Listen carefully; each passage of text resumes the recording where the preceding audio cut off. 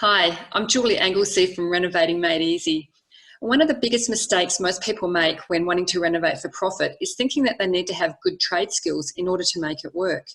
And I get it, everyone tells you that you need to do most of the work yourself in order to make a profit from renovating, so it's easy to fall into that trap.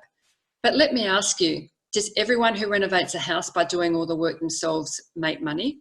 No, and you could actually be losing money if you hold on to that belief. We've all heard of people that have spent months turning an ugly duckling into a beautiful swan, only to present it for sale and not make any money, or worse, losing money.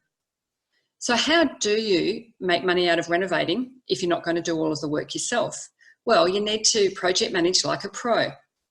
The first thing you need to do is to get really clear on your budget and stick to it.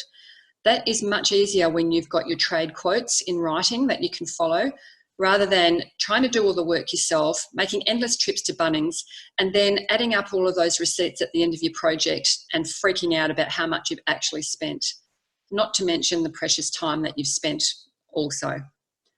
Secondly, you need a good project management tool to keep you as the project manager on track and on budget.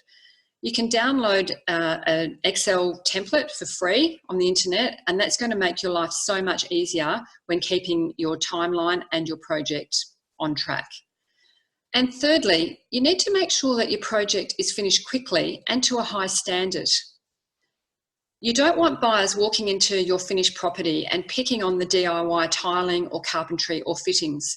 You actually want them walking into your beautifully renovated home for sale, falling in love with the home and the quality of the renovation and paying more for it.